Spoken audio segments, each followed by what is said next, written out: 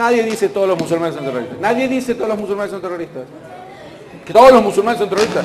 Lo que dice gente, y me sumo a ellas, es lo siguiente, quiero aclararlo. El 99% de los atentados terroristas cometidos en el mundo son cometidos por musulmanes en nombre del Islam. Esto no afecta a todos los musulmanes porque los terroristas dentro de los musulmanes son una minoría. Pero el terrorismo es eminentemente musulmán. Esto no se puede negar, es un dato de la realidad. Hay aquí un atentado de ETA en España, pero es una gotita en el mar. Ahora, eso no hace que la gente diga todos los musulmanes son terroristas, es una generación que no existe. Pero eso es algo absolutamente...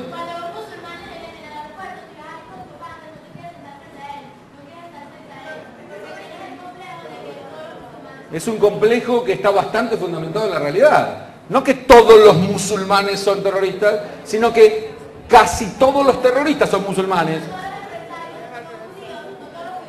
Pero la diferencia es sideral, Dayali. Pero te voy a decir cuál es la diferencia. Estás trayendo un argumento típicamente judeofóbico. Si yo te digo que el 99% de los atentados terroristas del mundo son cometidos por los musulmanes, no puedo decir que el 99% de los empresarios del mundo son judíos, no tiene nada que ver eso. Esto está en mi cabeza, no está en la realidad. Ahí está, yo he extrapolado de la realidad. No es lo mismo hacer una especie de perfil del terrorista típico que generalizar. Nadie dice todos los musulmanes son terroristas, pero es cierto que casi todos los terroristas son musulmanes. Eso es una parte de la realidad que no puedo negar. Entonces es normal que si uno se va a sentar al avión y en el avión ve que el 90% de los pasajeros sean árabes, es absolutamente normal que tenga cierto más temor que si se encuentra con un equipo de básquetbol venezolano en el avión. Es cierto, la posibilidad de que el primero incluya al terrorista es mayor que la que el segundo incluya. Esto no tiene nada que ver con un prejuicio. Es una normal sensación de una persona frente a posjuicio, es lo que ocurre en el mundo. Decir que esto es un paralelo a que el 99% de los empresarios sean judíos no tiene nada que ver, ahí está el error. Lo otro sí es una generación total. ¿Y tu nombre es?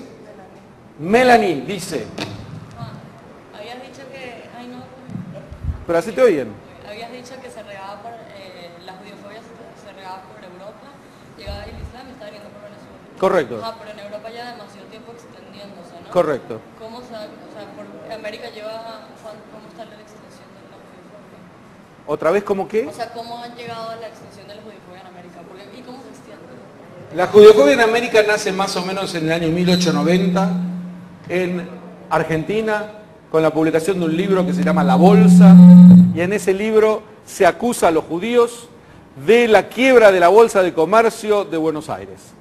Casi no había judíos, lo que mostraba que este era un fenómeno judiofóbico, porque el autor había importado este odio contra los judíos de Europa sin fijarse si en Argentina había judíos o no. Le echa la culpa a los judíos aunque los judíos no estén.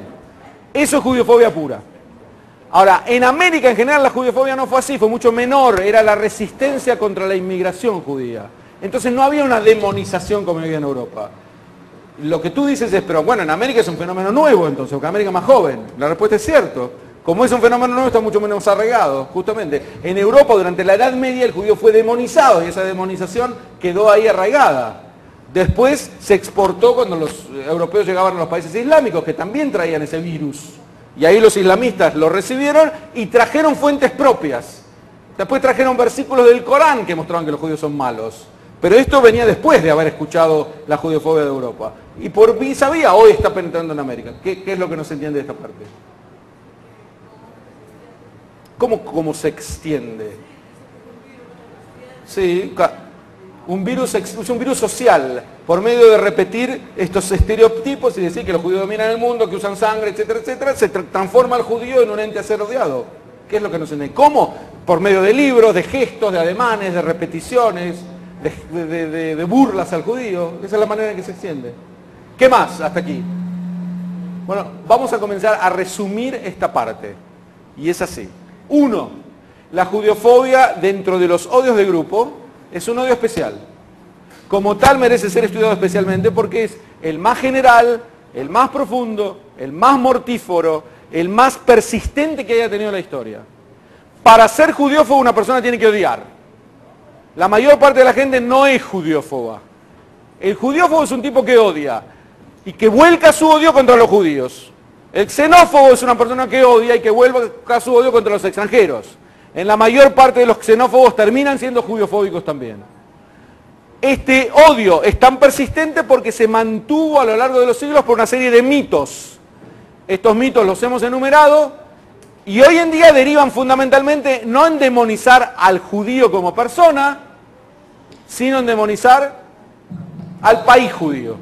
Hay 192 países en el mundo y hay un país que es permanentemente cuestionado en su derecho a la existencia, no tiene derecho a existir, es asesino, genocida, cualquier cosa que haga ser, cualquier cosa es presentada como una agresión. Aún me entero, leo en los diarios artículos, lo que acaba de hacer Israel en Haití, que es un caso ejemplar de un país que se pone al servicio de una población que lo necesita, mandando decenas de médicos, estableciendo un hospital de campaña, haciendo partos en este hospital, único hospital que funcionaba en esa situación. A un niño que se llamó Israel en agradecimiento de los padres, y es presentado en muchos casos como una penetración militar, un intento de dominio, Israel está ahí defendiendo sus intereses, etcétera, etcétera, etcétera.